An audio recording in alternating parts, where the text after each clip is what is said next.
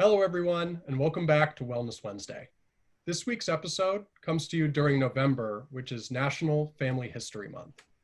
To help us talk about the importance of understanding your medical family history and how to come together as a family to discuss what you can do to better understand it, we're joined by our very own Michelle Baker, the Director of Philanthropy for Fight Colorectal Cancer, and her two sisters. So please introduce yourselves to our audience. Hi, everyone. I am Michelle Baker, Fight CRC's Director of Philanthropy, and I've been with the organization for now actually almost 11 years, starting off as a volunteer. My sisters and I went to DC right after we lost our dad to colon cancer, and we actually haven't looked back and, as far as being advocates. And again, I'm the Director of Philanthropy, so I've been in that position now for about 5.5 years. So this is my sister. Hello, everyone. I'm Marcia Baker, and I have also been an advocate for over 10 years now, and I also co-chair Fight CRC's Grassroots Action Committee, and we are, like Michelle said, in it for the long haul, and we're still here being an advocate. Hi, everyone. I'm Larisha Baker, and I, too, have also been with the organization as an advocate for over 10 years now. I've served on the Grassroots Action Committee as well, and like they both have said, I'm in it for the long haul as well. All right, well, welcome. We're really happy to have you here with us today. Can you please help us understand a little bit more by sharing your family's journey with colorectal cancer? So I'm going to take this one, and I'll start off by sharing just really how it all started, really. And we start off saying it, we call it our story, and we've told the story lots and lots of times. And our story began back in 2008 in July. Actually, it was on 4th of July here in Portland, Oregon. Marcia and Michelle were living in San Diego at the time, and I was still here. My parents were here, and we have an older sister who's still here. And it was the typical 4th of July.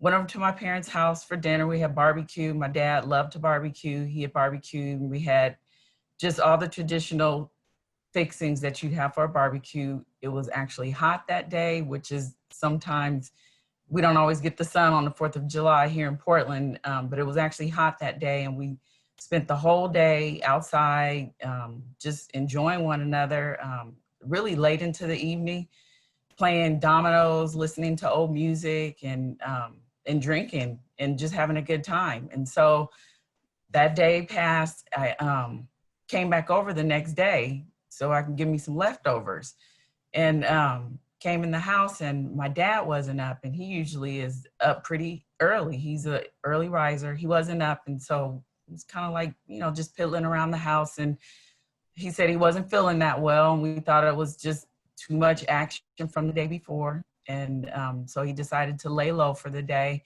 and that day passed. And so Monday rolls around, I go to work, and then I decided to stop by my parents' house on the way home from work. And when I did this, I would usually beat my dad home. But this time when I came, his truck was parked in front of the house, and I thought, oh, okay, that's a bit unusual. So I go in the house, and he's still at home. He didn't go to work this day. And this was really unusual because my dad, he rarely missed work. It had to be, really something going on for him to miss work. And he said he still wasn't feeling well, and he made an appointment to go see his doctor. So he said, okay. So the week goes on, and I stopped by there on Saturday, and again, unannounced, and I just come in the house, and it was kind of early, and both he and my mom were dressed to go somewhere. And I was like, okay, what's going on? And Daddy says, oh, wasn't going to tell you right now, but have a follow-up appointment. And he was going in for a CT. And he said, they think it's something with my liver. And so then that's when the anxiety started to kind of creep in from myself, and just being anxious about what could this possibly be. But even at that moment, colon cancer was the furthest thing from my mind. And so from that test led to another. And so within about 2 weeks, we had the test results, and it came back that he had cancer, and it was stage 4, which was extremely, in my mind at that moment, it was devastating and just unbelievable. I still was like, maybe they have it wrong or something. But anyway, so just from there, things started to speed up pretty fast. Lots of appointments, lots of tests. Surgery was scheduled. Marsha Michelle and a lot of other family came into town for the surgery to remove the cancer that they could remove. And then we would follow up with chemo after that. So he had, I think it was 6, I can't remember exactly how long the rounds of chemo were, but he started the chemo and it went well. From what, we could tell, things started to improve. He was feeling better. I mean, even to the point of he was up and like, I want to mow my own lawn, and, was out doing yard work again. He was up cooking. And this one particular day I came over to the house, and my dad loves See's peanut brittle. And I come in the house and I'm like, I got you something. And he's like, I gave him this small box of peanut brittle. He says, I don't believe it. He had went the day before and he pulled out his box. It was fun, but he was, getting back to his old self again. And then things just started to not improve. And the thing that we noticed was his voice began to change. It was really, he was starting to gasp for air. He wasn't getting in the oxygen that he needed. And from there, it went really quickly. Marsha and Michelle had since moved back home. And it just, honestly, right, even telling the story now, it feels like the story is starting to go dark. And he ended up back, we went to emergency room visit. And from there, he ended up staying in the hospital. One of the last times my dad was out, he went in for an appointment, and I took him to his appointment, and he thought he was going to be in this golf tournament that weekend. And I remember hearing him on the phone telling his friends, yeah, I'll see you this weekend. And that was the last time he actually was like out and about, and went to the hospital, and that hospital turned into, a long stay. And, I just remember the doctor coming in and saying that basically his lungs were full of fluid, and the cancer had really progressed, and they were going to drain his lungs and try and do what they could to make him comfortable. And at this point, my dad always said he never wanted to suffer. He would do whatever he could do to survive, but he never wanted to suffer. And I just remember him looking at each of us and telling us, just reminding us about how he was there when each of us were born, and that he wasn't going to be here with us much longer, and, for us to take care of one another and do what we needed to do, and just how much he enjoyed and loved us. And we just spent the last hours with him. And the last day we were in the hospital, he said he was ready to go home. He wanted to be at home. So we made home as comfortable as possible, cooked his last dinner, and, we were all laying around, being just there with him. And one of the blessings out of all of this, I mean, every last one of us were literally by his side when he took his last breath.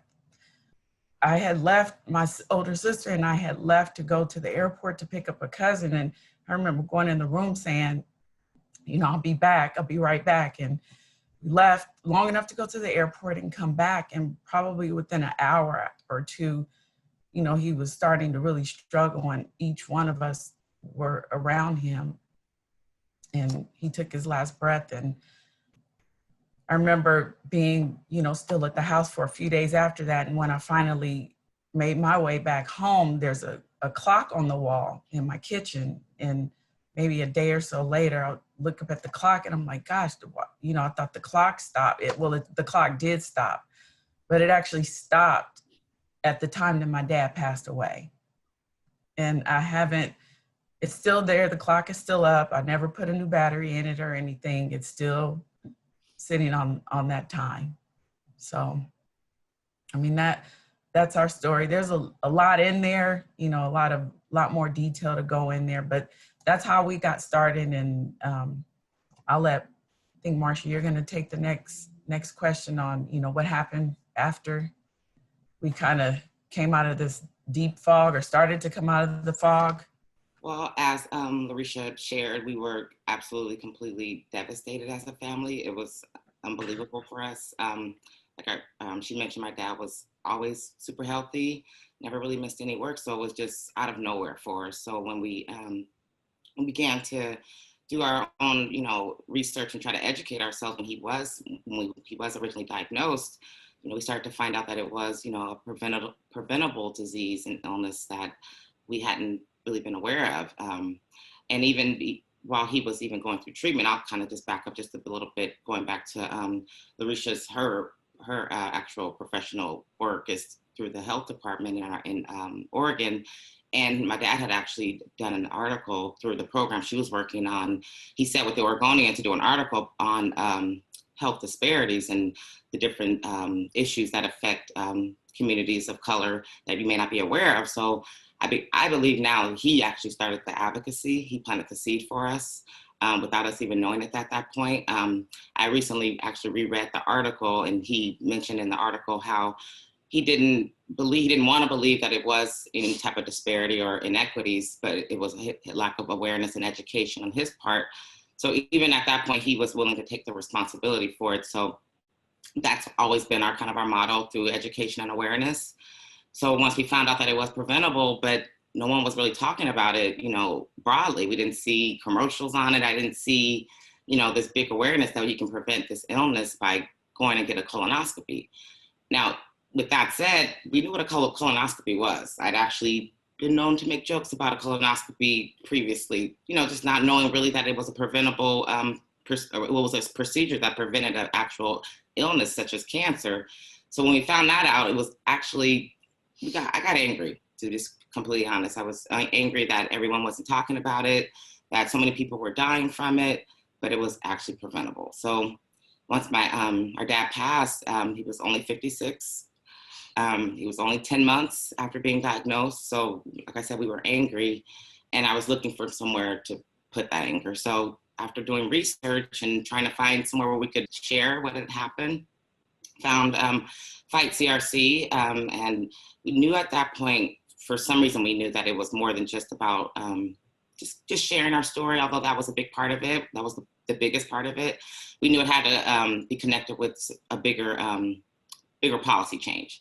So when we found Fight CRC, they were actually doing both. We wanted to learn more about the disease, and we wanted to actually be able to affect the change at a higher level. So we went off to DC in 2009 for our first call on Congress, and it was our opportunity to learn and actually learn that we could be a voice. We could, our story was meaningful, it was impactful. And we actually learned how, about colorectal cancer in more detail, and how much more it was actually preventable. It's just a lot about awareness, and of course, research and learning and education. So we then took everything that we learned back home to Portland, and we started our own organization, Steve Baker Colorectal Cancer Alliance. And we started to just share our story over and over again throughout the community, wherever we could. It began with the work that Larisha was doing through the health department, and they let us come and share our story.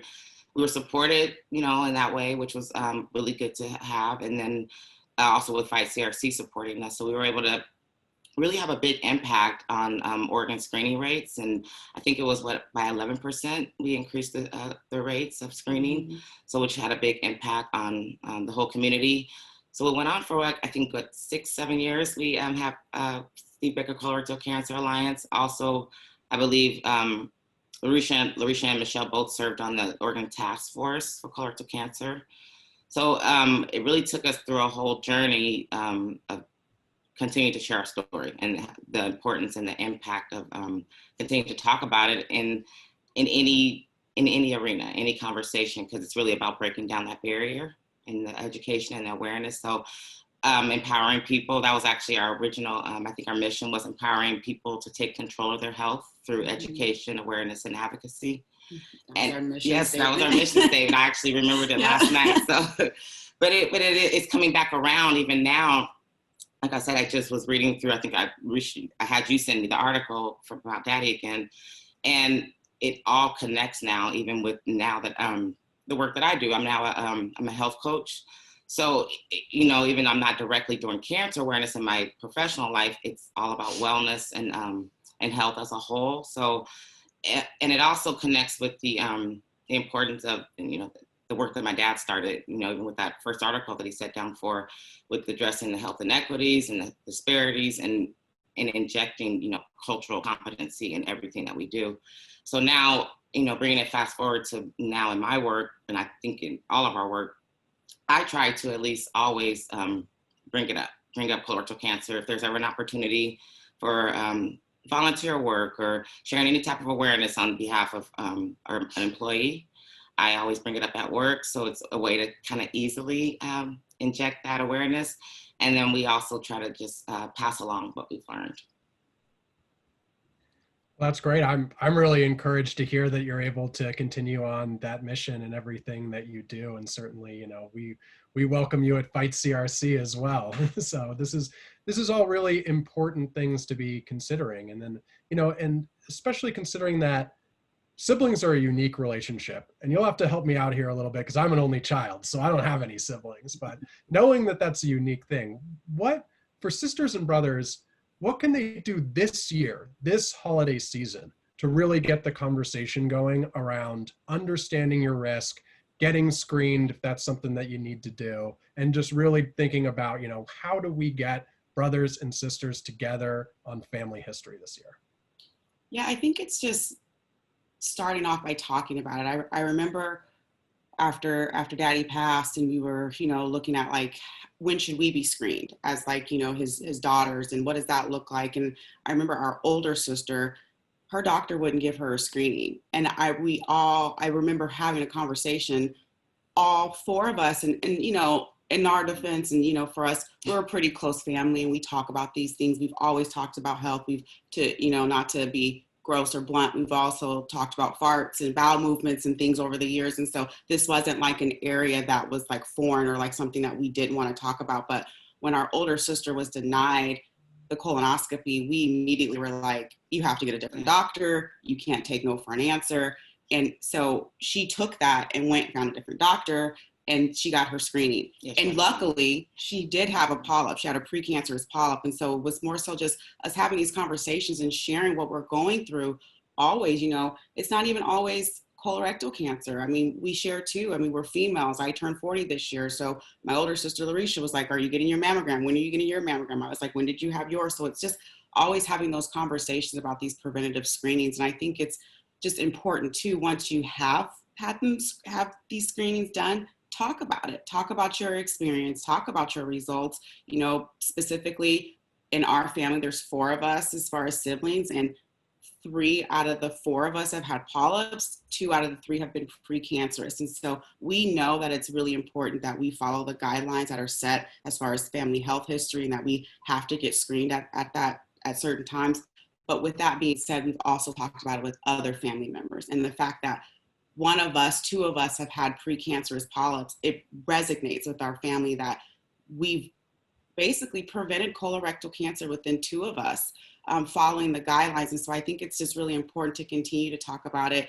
Honestly, we haven't stopped talking about colorectal cancer since our dad was diagnosed. Our family knows that we go to the Hill every single year. They know that I work for the organization, that Larisha and Marsha continue to volunteer for the organization. We have our nieces and nephews getting involved now. And so it's just really about keeping the conversation going, honestly, until there is no longer colorectal cancer here on earth. And I think that that's really important to know that the conversations and the storytellings are so important. And, when you look at different advocates that are no longer here, their parents had precancerous polyps, but they didn't talk about it. And so they'd had no idea about their colorectal cancer health history. And so they weren't able to take control of things and go and get screened at the appropriate time. And so it's really important, especially with colorectal cancer being one of the cancers that we can prevent. There's preventative screenings out there, but it's unfortunate that it's the second leading cause of cancer deaths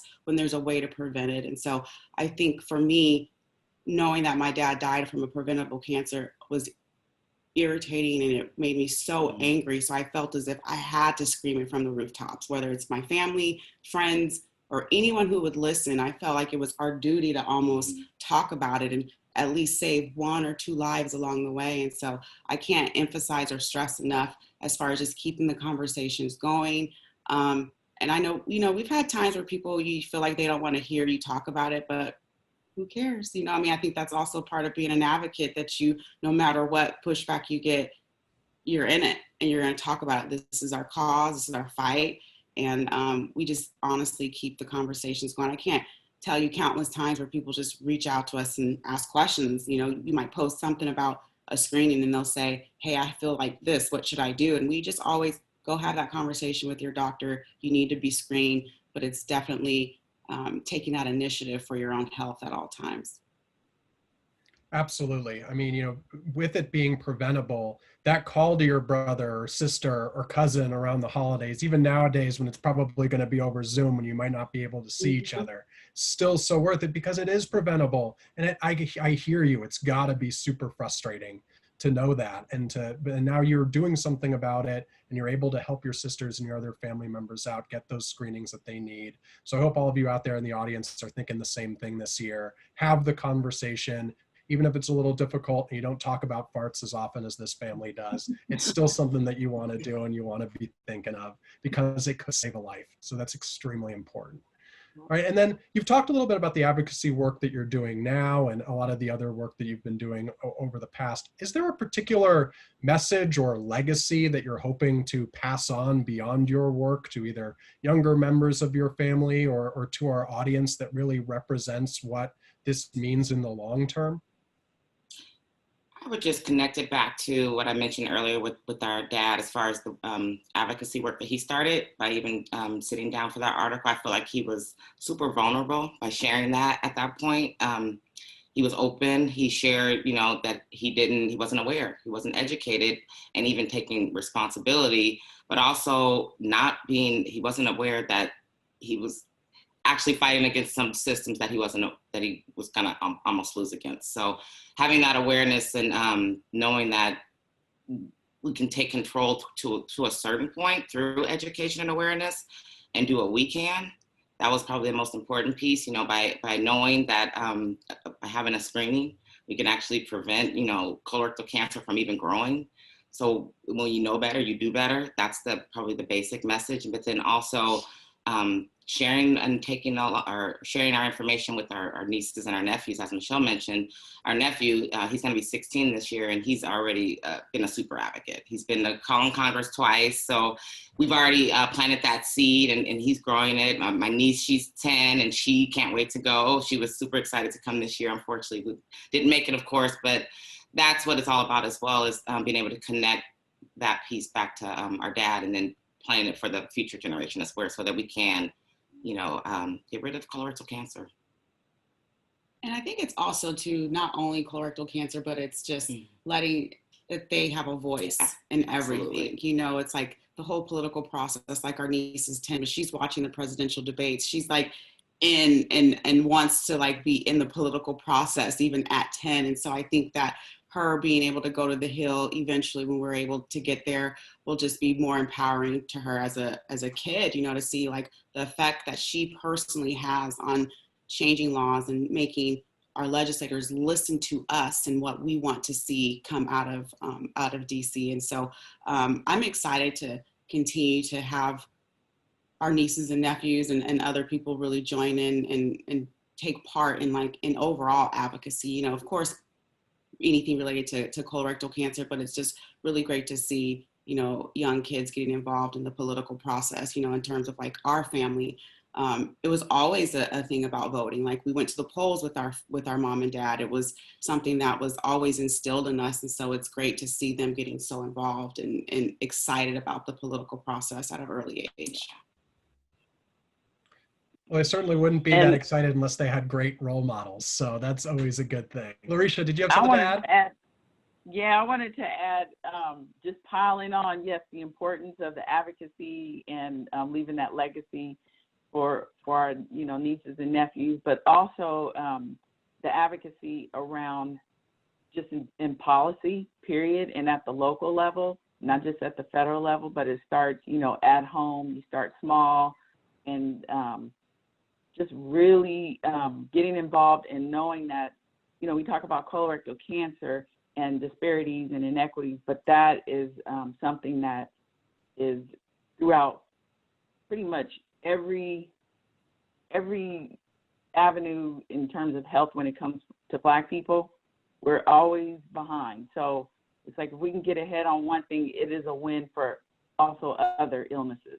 So yeah, just want to reiterate the importance of knowing your body, knowing your family history, not being afraid to talk about it and sharing your story, and just talking about it all the time, to the point where people are like, okay, that's the one that talks about, cancer all the time. And me personally, I can't tell you how many times I've had, individuals say, my dad was screened. In that article that Marsha mentioned, that one in particular, a coworker said her and her dad saw the article. He went in, and basically they found precancerous polyps.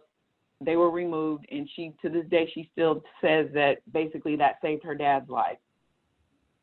Yes, definitely. You want to be considering all those things. I mean, culture has a huge influence on it as well, and everything. So if you're saying about starting some of these conversations, certain families are more comfortable than others in having it, but the fact of the matter is that this disease affects everybody, and it does affect certain populations differently than others. So understanding, what that background is for you and rallying around that as a family is something you have to be considering as well when you're putting all these things together and you're thinking about having these conversations as a family. So thank you for adding that as well. And then certainly, we do these Wellness Wednesdays so we can connect people to some insights and tips around wellness, around colorectal cancer. But then also, we're here to connect our community together and everything. And since we're so excited to have you on here, I would give the floor to you at the end. Is there anything else you'd like to say to our community to help get them, motivated and in gear for this year to really take control over their health as it relates to their family history?